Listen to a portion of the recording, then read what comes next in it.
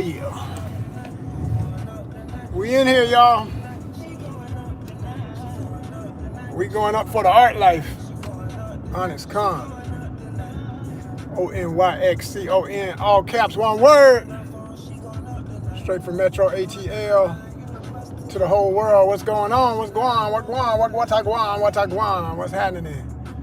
¿Qué pasa? ¿Qué onda? ¿Qué tranza? Mi gente. Everybody, what's good?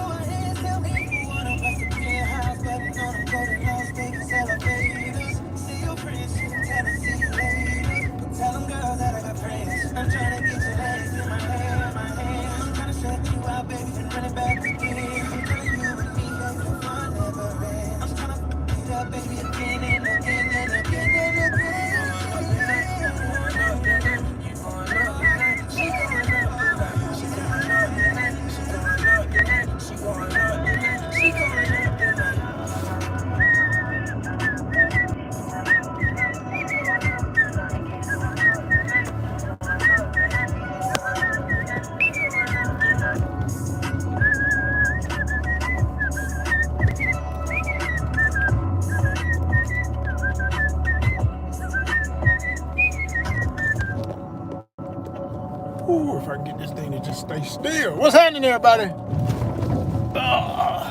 Train tracks. Ooh. What's up? What's happening? What it is, what it ain't, what it gonna be like. Broadcasting from Metro ATL, Georgia. It's ONYXCON, all caps, one word.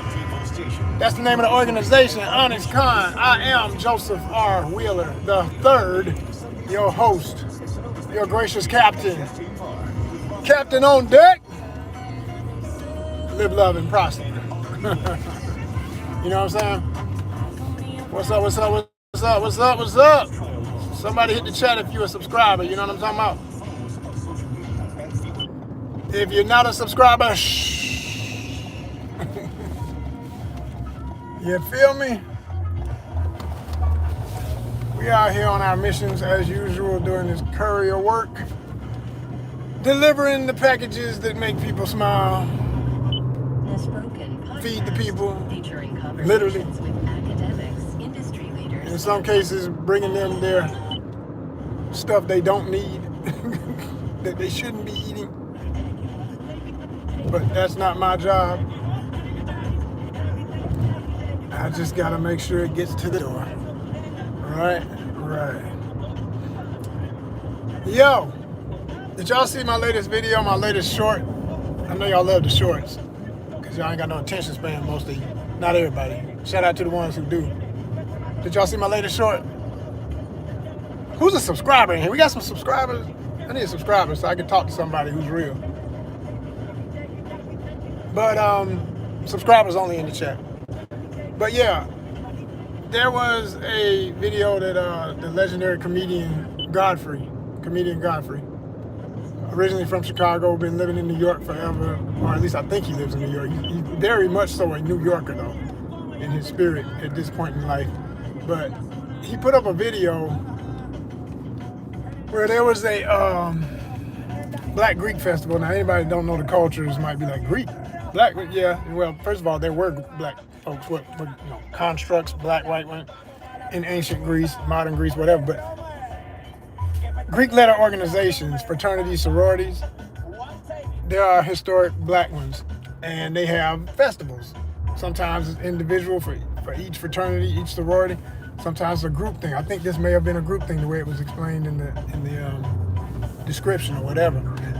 But there was a lady at the event, and she's with her friends, and a guy approaches her. It's from his perspective. You see that it's his camera filming her, and before he can even get a word out, or at least this is the part we get from the video, is she proclaims that she is only into women.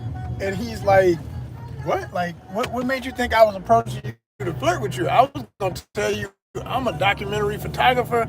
I just wanted to ask you if I could take your picture because I like your look.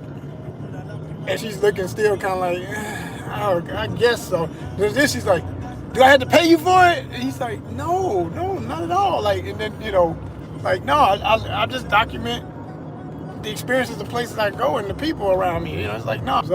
So the guy says, Godfrey's going off about how ridiculous this is, and I couldn't agree more. I laughed so hard. Like, this is easily something that could happen. Now, one thing, I sent it out to some of my buddies, and one of my friends said, man, you gotta be careful with stuff online. Unfortunately, we're only seeing a piece of whatever the altercation. It wasn't an altercation, there wasn't no fight on it, but the interaction. We're only seeing a piece of it. We don't know what God said before the camera cut on. Sometimes people be doing stuff just to get people amped up, and then they cut the camera on so they can get views and be some silly shit. I said, that's true, that happens, but I didn't get that feeling from this. All I can go off of is the energy in what I'm watching. And I'm not saying that's always accurate either, because you get a piece of something, people can, misconstrue it easily. That does happen. I mean, it's so bad, like sometimes I find myself, every time I go live, y'all, I'm conscious of what I'm saying. Even when I get emotional and want to speak the absolute truths of what I think on certain things, I'm super self-conscious of how I put my words together, because I know if someone takes a clip of you saying something and puts it with the right thing and make it seem like you said something you didn't even damn say, or implied something you're not saying. So, I get that, for the friend that was, saying, yo, just be careful when it be videos like this. I agree, but in this case, I think it was just legit mess. I think this person, I've seen situations like this, not exactly in my own, but I've been in environments where that could have easily happened. And I've been in scenarios where that could have easily happened. And I've felt the pressure of not wanting to approach a beautiful woman and say, hey, maybe I was trying to flirt. And I don't know your orientation until I talk to you, baby. You know what I'm saying? I don't know that you only for the girls until I say something to you and you let me know. And then I'm like, all right, well, cool. I'm pushing on next. Shit. I always say all the time, man, I ain't got time for nobody's bullshit, because how many people on this planet? How many? I'm not wasting no time. But at the same time, nothing's worse than getting up the nerve to approach, because, a lot of ladies just don't realize how bad that's become. It used to be way more smooth, easy to do, expected. Like, as soon as you started walking towards a woman, back in the day anyway, I can't speak for now as much, but back in the day, the lady would do certain little coy things if she wanted you to approach, to touch the hair, play in her hair, check her outfit, smooth over her outfit, start messing with herself, trying to make sure she looked the way she want to look when you finally get within range to say something. She's already letting you know, yeah, I know what's about to happen, so let me get ready for this good moment, or however it's going to go, right? That don't happen as much no more. First of all, people don't pay attention to nothing. They aloof most of the time. Like, can't count how many times, like in Atlanta, we got this thing called the Beltline. And, oh yeah, I'm going to add another joke to that since I brought up the Beltline. But first, let me say my perspective. I can't count how many times I've been out there, and I go a lot. At least, I try to go once a month. It's one of my favorite places to walk. And I don't always walk on the main part where it's busy, between Ponce de Leon and Krog Street and all that. But I do go over there. That's my favorite part to go. But then I have other parts I go where it's not as busy. But anyway, I can't count whether I was on the less busy side or the busy side. A lot of times folks like, okay, if they're jogging, they got some heads, they got the ear pieces in. Sometimes you can't see them. The little things be tucked in your ear, you can't even see them, right? So you don't notice that the lady is listening to music. If you walk up close to her or try to get up next to her while she's passing by, and you're looking at her hoping, don't you feel the pressure of, the good pressure of somebody's looking at you, No, they don't even notice. They're really, either they're ignoring you, which I know the difference in ignoring and literally don't even know someone's looking at you, which is dangerous, quite frankly, because it's still an urban environment where stuff has happened and can happen. Like, pay a fucking attention. That's the first rule. Like, you ain't gotta like whatever comes at you, but at least be aware of all that's near you. That's number one, right? So that always cracks me up. I've witnessed that myself many times. And then the other thing is, I think there's just a general assumption, because of the stereotypes in Atlanta, that, either somebody's going to come up to you on some foul, thuggish, ruggish mess, or they're going to be on the other side of the map and they don't want to be bothered because they think, oh, you go both ways and you're trying to try them on some bullshit. I'm like, no, right? So you don't know what people are going to do. Now, in my experience, again, on the Beltline, like I've come across things that are businesses. Those are the ones you can talk to. If some cute girl behind the table, she's trying to sell something. She's trying to be friendly to everybody. And if you flirt a little bit, she's going to let you know, or may not let you know, but at least you'll pick up signs that she's open to, can I get your Instagram, all that stuff, whatever. She might be cool with it. But if not, keep it pushing. Ain't no big deal, And I can't tell you how many times I've gotten the Instagram, hit the DMs, and then, and give them some flattery, let them know respectfully, I don't know your situation. You tell me, and then they come back, oh, thank you, that's so flattering, but no, I do have somebody, I am in a relationship. And that's when I exit stage left, it's swipe left, it's all good. And I just be like, yo, respect. I did follow you, and I support your business, and I hope you do well. Thank you so much, Joseph. Like, I can't count how many times. That's how I roll, right? But when it go all these other weird ways, I remember, to speak of somebody else's frustration, I saw this lady, fairly attractive woman. She's, if I had to guess, I'd say in her early 30s. I'm pretty sure she is, because I think I saw a post where she was celebrating her 30th birthday on her Instagram. And I only came across her because she had, one of them posts that you come up in your algorithm because you follow similar content. And she's walking on the Beltline, and she starts talking about, why is it everybody on the Beltline, she's making like generalizations and jokes about how it be and everything. And from her perspective as a single woman, and she's talking about how she thinks all the dudes are going the other way and all this, and I'm just shaking my head like, so this is what's going through the head of the women that I could be approaching when I'm out there, but they don't even know that it's okay to give the looks that you would give to see what's up. Like, everybody's so afraid of approaching each other because of all these damn blockades. Are you the right orientation? Is the person cute enough to me as I'm cute enough to them? And you only gonna know if you say something. you only gonna know if we all take the risk of saying, hey, how you doing? Oh Lord, that could start a war, couldn't it? Right? And that's how pathetic it is right now, that you can't even do that no more. That people don't feel compelled to. I can't say you don't. People still do it, but it's less of a thing. Like, people are not talking to each other. Like, first, we know what the damn pandemic did to us. Made us all afraid of each other for health reasons. We went through that. Now we supposed to be we back outside for years now, and everything's supposed to be back to the new norm and all this. Well, why y'all still so damn, y'all more scary, closed off, fearful, expecting the worst than ever? Like, it's literally at an all-time high. And you can't go nowhere with that. I'm going to tell you something, man. There's other countries in the world right now, if you've heard the reports, you know what I'm talking about, where the population, it's a lot of factors. They're not having any surge in their population. Their populations are dying. It's literally like ghost towns. There are ghost towns in some of these nations. Japan has a few in the countryside.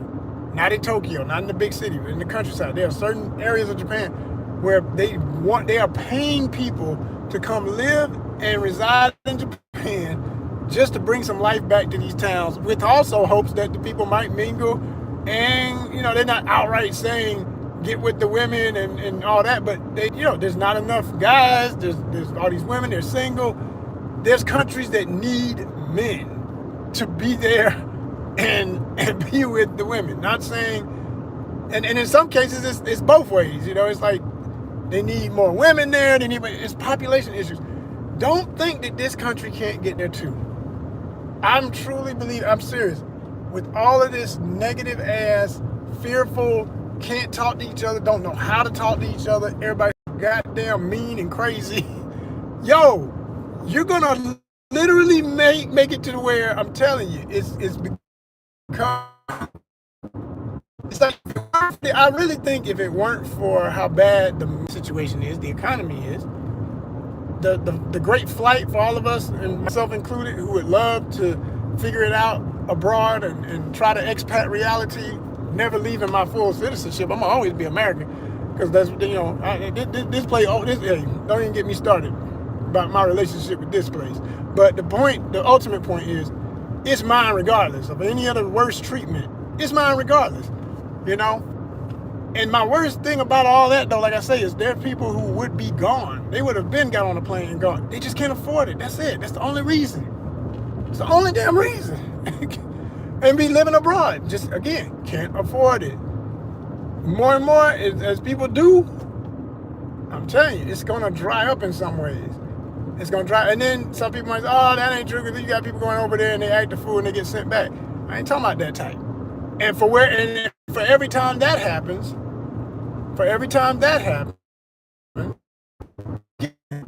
that's just more to the melting pot of the garbage heap of the folks who are undesirables. If they undesirable here and elsewhere, then it's just, if you got enough of that going on, plus all like I said before, all the fear factor, all these folks don't want to talk to each other, don't want to be nobody, wallow in, just want to stay inside, look at each other complain on social media. Watch their favorite movies and shows, okay? Eat all kind of high calorie, salty, sugary mess that they ain't supposed to be eating, okay? And die untimely deaths. I mean, like, this is becoming normalized to some folks, and that's pathetic. That's pathetic, y'all. That should never seem like, oh, I guess that's just the way it is. No, ain't no just give up, throw up your hands, and accept bullshit. You don't have to tolerate. You can alleviate. You can research, realize, and revise your whole situation, your whole life. But you got to be dead serious about first admitting it's as bad as it is. I got another video coming for y'all. It's going to be, I'm doing these videos now that are like when I'm live, since y'all enjoy it. Some of y'all do enjoy my lives. But it's going to be for the ones who got the patience to sit and watch the whole thing. And,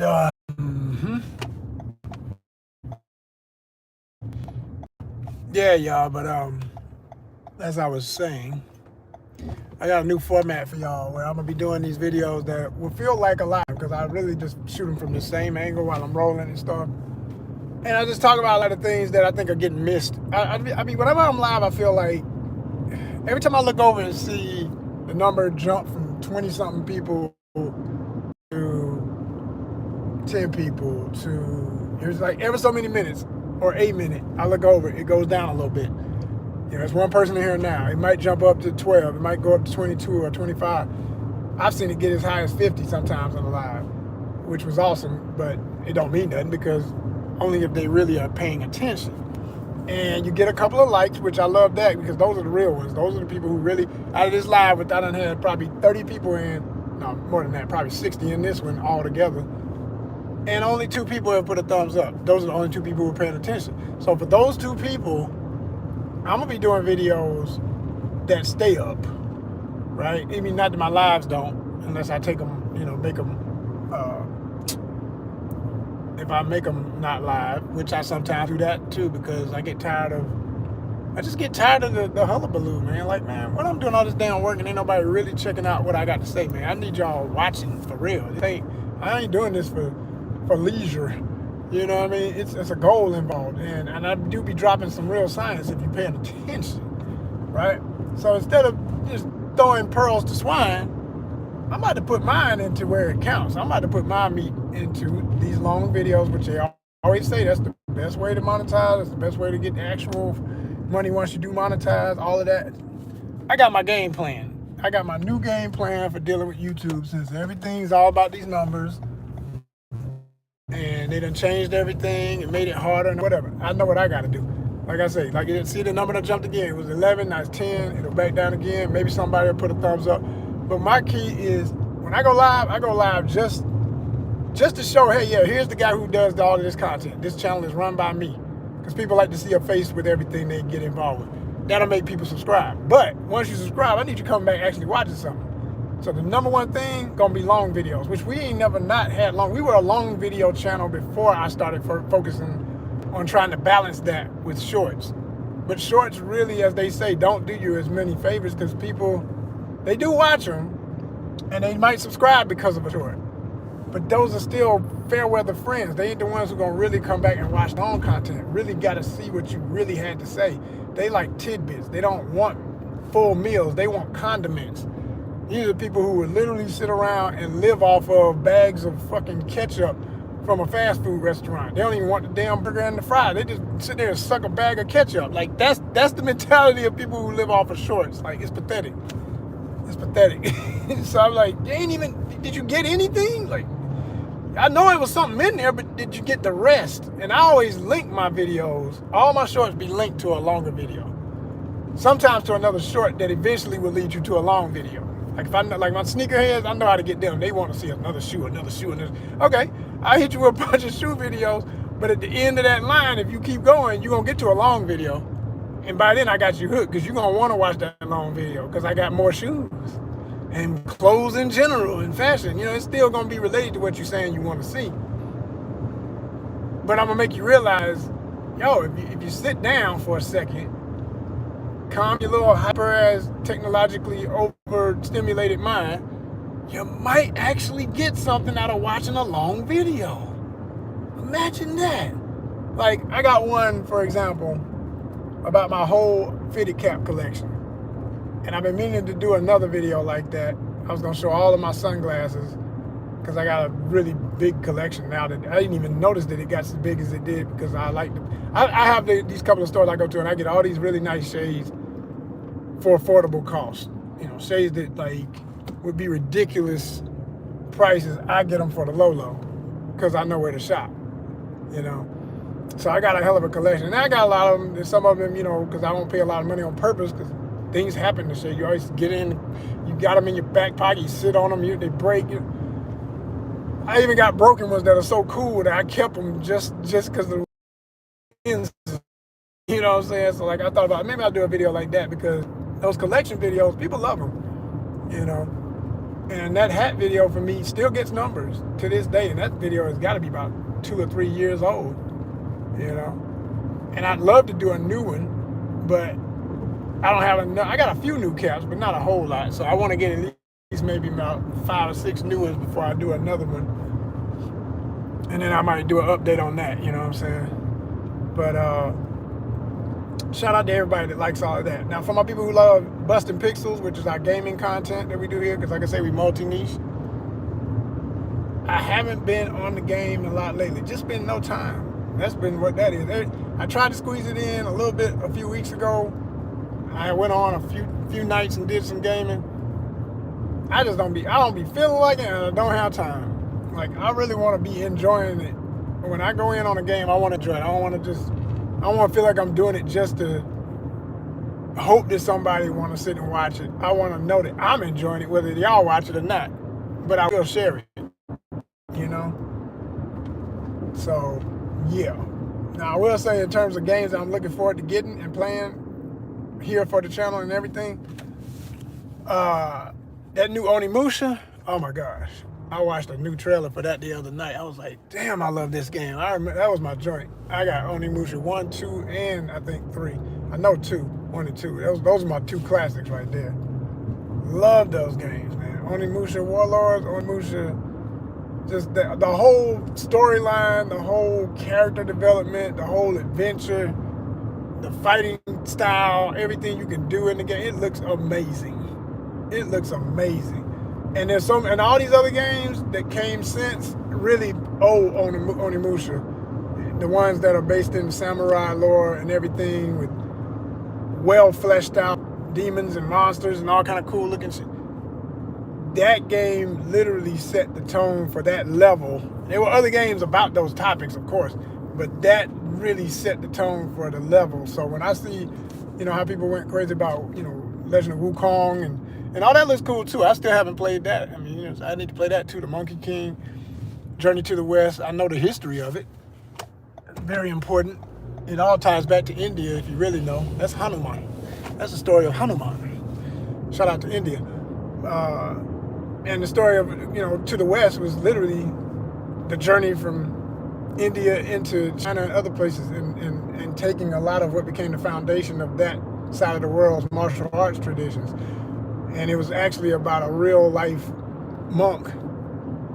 But yeah, it gets deep. It gets real deep. It gets real deep. Real deep. But yeah, I wanna play that. Because I like those kind of games. I like that kind of graphics and everything. It's like, God of War, all those heavy, extra well-defined, super heavy detail games. When the new God of War joint come out, I want to play that. You know what I mean? I need to play the next. I need to get this second one. Now that I've seen enough clips from it and everything, I still need to get the second one and play that. And before the new one comes out, I do want to play that. Then, of course, you got Wolverine coming out in October. Man, it's pressure, man. It's pressure to get your money right. I'm like, damn. No, I want to play that. So you got ONYXCON. Got the doggone Wolverine joint. And quiet as kept, I still need to play Tekken 8. I ain't laid hands on 8 yet. I got to play Tekken 8. I know I'll be addicted to that for a few months when I get it. And because it might last with a full addiction for about 2 months, I only want to just get it at the best possible price. Because what I always do with these Tekken games now, since they make you buy all the other characters you want, you get the base characters, and then if you want all the other characters, you gotta pay $5 each for each character. So okay, I think the game you can find it now for about $20. All right, so mine gonna be more like 30, because there's only about 2 other characters I know I gotta have if they're not part of the regular roster. Like Armor King, he's probably one of the #1 reasons I want to play Tekken 8. One of the #1 reasons. I forget the brother's name, but there's a black professional gamer, a tournament gamer, who his whole channel is dedicated mostly to Tekken 8. I mean, that's all I ever see him playing. And he'll analyze other tournament level players while they're playing. Either he's playing himself or he's watching their games and he's analyzing their moves and what's making it a good match and all that. But he's a pro at King and Armor King. And watching him play Armor King made me like, man, I gotta get this damn game. Like, the fact they added in a great Muta mist, like you spit some mist on folks, and then goes in on them. I'm like, oh snap, they got the Muta stun, the mist. He blows the mist on them. I was like, man. So a lot of folks just play the game and don't even know where all these things come from. When Armor King does that, that is from a wrestler called the Great Muta. Legendary Japanese wrestler. Was introduced into the WWF back in the 80s when I was growing up. And I always loved that idea, that character, everything. It was real cool. And he was just, mysterious and different and all that, and that's what made it so cool. Plus, Muta always came to the ring with all these over-the-top science fiction movie, fantasy movie level costumes. His costumes were insane. And it wouldn't even be it's not what he'd end up wrestling in. But it would be so damn cool, you wish he could wrestle in that damn thing. It would just be crazy. It would be all these huge extra masks that he'd have on, and then he'd take all those pieces off and, go to the wrestling match with just his basic gi style pants, and he had the wide leg pants and everything. He would walk the rope like a tight rope, do a move off of that, and man, he was just cool as hell, man. Real cool. He had this crazy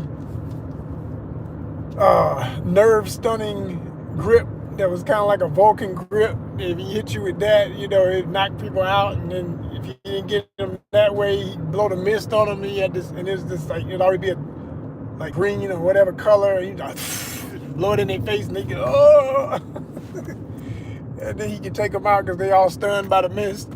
Crazy, crazy fun shit, man. Love all that. Love all that. I love good gimmicks, and I love wrestling at its core, at its best. And I like all those different gimmicks. It's like right now, in Lucha Libre, which is literally my favorite style of professional wrestling. You know, yeah, I grew up in American wrestling and all that, but I really love Lucha. Lucha Libre is, to me, the greatest version of, you know, performance entertainment wrestling in the world. Now, when you get into absolute, like, straight up traditional wrestling, then it gets, I got a lot of stuff I dig. But if you're talking about entertainment wrestling with a plot and mixing the reality of the pain with the story and all that, yeah, Lucha Libre easily wins. Easily. Off the chain. And Puroresu from Japan would be a heavy second. And then third would be American wrestling for me. But only because with American wrestling, you're going to sometimes get all of what I just said because they have wrestlers from all over the world, you know. But they just don't give the same level of effort. They rely on, oh, we're big, I'm big. You know, everybody want to be so damn big, and they're not as fast all the time, or if they are fast and big, they're the rare exception.